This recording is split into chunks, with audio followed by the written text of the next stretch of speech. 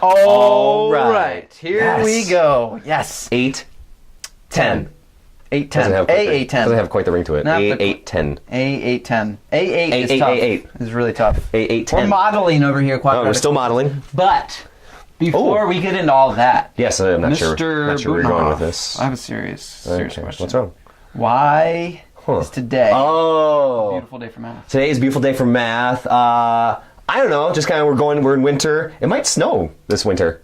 We might get some snow days. I heard it might snow. I'm not sure about it. I heard that it might. We'll see. I just like. Why I think for you? today's a beautiful day just because we're matching and I like matching stuff up. Okay.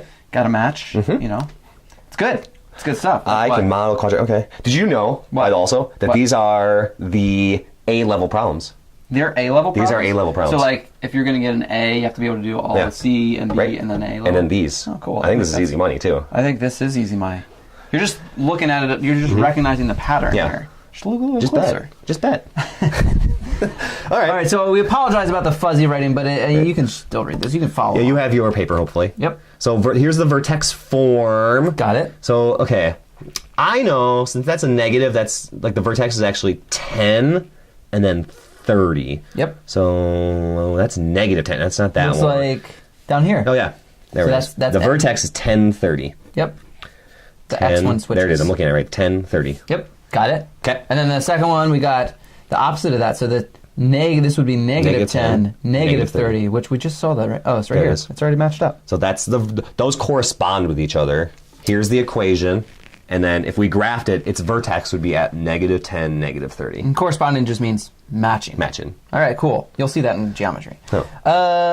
Factored form, that x minus 10 and x minus 4. So if you did the zero product property those, that's right. you would get positive 10 and positive 4. Right, Like if you did property. x minus 10, actually, could we write that? X minus 10 equals 0. You would add 10 to both sides, and you'd get x equals 10, right? That's where it comes positive. Same thing would happen here. You'd get x equals 4. So we just have to find where's 10 that one? there. It's right there. So this is the opposite. C. And then there's only one left. So the test taking strategy says just to fill that one in. Right, but let's check it. That would be, if I did the zero product property, I would minus 10. Yeah, negative 10. And yep, that's it. That's it. Perfect. CBDA. CBDA. All right, cool. All right. Find the equation of the quadratic with vertex blah and stretch factor. Whoa. Stretch factor 1. That is A. That's A. It's the first.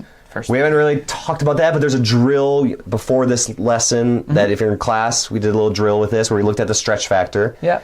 If you look at the graph, you see if it's opening like really skinny or really fat. But what we should know is all we've been looking at is a stretch factor of 1. There's an invisible 1 right there. There's an invisible 1 right there. There's an invisible 1 right there. And then there's an invisible 1 right there. All of those had an invisible 1. So that's all we've the been doing. stretch factors of 1 we've always done that. So far. Yeah.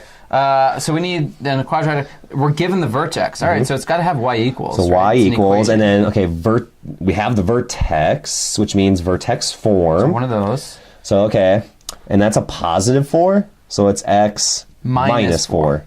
Squared. Yeah, can't Don't forget the square. That's really important. And then minus 5. And then that stays the same, minus 5. That's it. That's all you're doing. Oh, and stretch factor 1? Yep. So we could put a 1 there. You could. Yeah. But that's all you don't have to. Yep. It's the same thing. So you're basically just extending upon it. Now, 6 That's an A-level problem. That is? Really? Yeah. Wow. All right. Find that wasn't as a sarcastic cough. All right. Find the equation of the quadratic with x-intercepts, blah, blah, blah. Negative 5. Okay, that means factored form. Same thing. So factored form would be, we got y equals, and then parentheses for the factored form. So that's a negative 5, so that means it's plus 5. The x-intercept was negative 5, so therefore the factored form is opposite. And this is positive 6, that's going to be x minus 6. So if I did this one, x plus 5 equals 0, I'd get a negative 5. If I did x minus 6 equals 0, I would get the positive 6 back. And then a stretch factor of 1. I forgot to even write that in there. Stretch factor of 1 is easy. If it's a stretch factor of 2, I put a 2 there. Yep. Right? Or negative 3, I put a negative 3 there. Got it. That's that one. Last one. Okay. Find the equation of the quadratic with x-intercepts. This seems familiar. Negative 5. Wait, it's just like that. And then, through the point 736. Doesn't. That's an A-level problem for sure. That is definitely an A-level problem. Because it's more difficult. Yeah. So we know we have y equals, and then x plus 5 from the last problem, and then x minus 6. But we don't know this magic number in front, the stretch factor. It's not 1, so we'll put a there. A is our stretch factor. All right.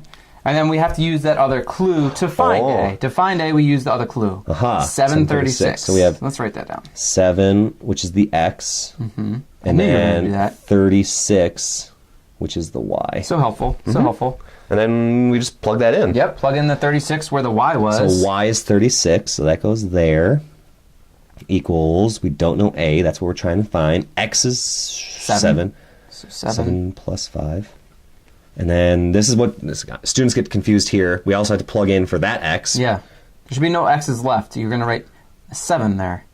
For every 7 minus x. 6. All right. And then you just slowly simplify. Do what's inside the parentheses first. Equals, okay, the a still chilling. 7 plus 5. 12. Thank you.